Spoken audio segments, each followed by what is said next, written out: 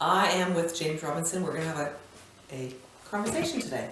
Perfect. James is a mortgage broker. Many of you have worked with him. He's fabulous. We've been working together now for 6 years? 6, yeah. 6 good years. Wow. Solid. Gone by quick? Yeah, it has. When you're having fun, it does, doesn't it? Absolutely.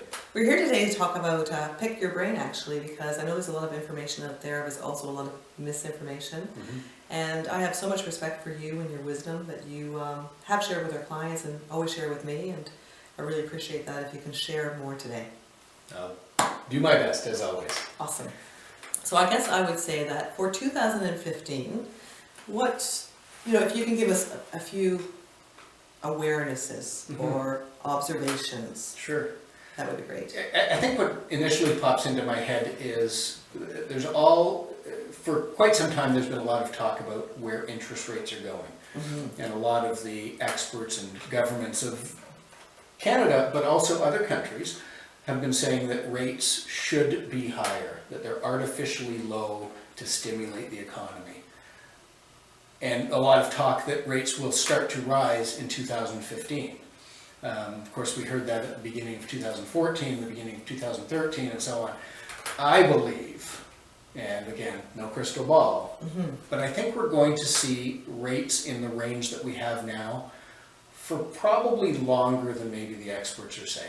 Why would you say that? Well, I think a couple of reasons. One, maybe the economy is not as fantastic as, it's not at the point yet where we can let free markets control the interest rates.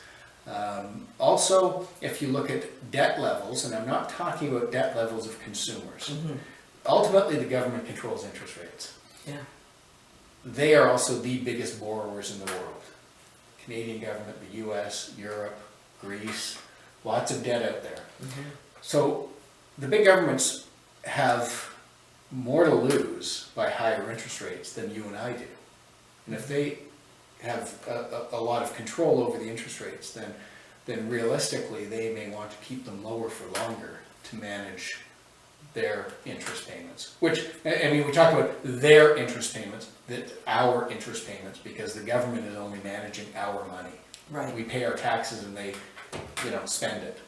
So the higher interest rates are, the higher the debt servicing for the government is, the higher our taxes are. Right. I think everybody wins by keeping the rates at a manageable level. So that bodes well for the real estate market. It sure does. As long as rates stay low, then we'll see continued growth in real estate prices. I mean, and I know that's your area of expertise, but this is just my 2 cents worth. Yeah.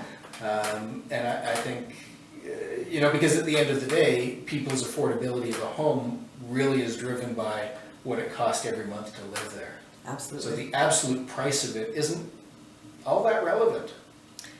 People live in their payment, not the price. Yeah. Yeah. And I mean, we live in an expensive city, but compared to when I first started in the business, when rates were in double digits, and when I look at a home that I bought in 1990 and what my monthly payment was, because rates were much higher, I could own that house today for about the same monthly payment. So when you look at, real wages have certainly gone up in the last 20 years. Yeah. Or 25, I'm Yeah. talking 1990 You're I an old bought guy, that remember? house. Yeah, I'm old. Yeah. 1990 I bought that house, and 25 years later, that exact same house, because it's worth more money now, but because of where interest rates are, the payment wouldn't be materially different. But real incomes have risen in 25 Yes, years. absolutely.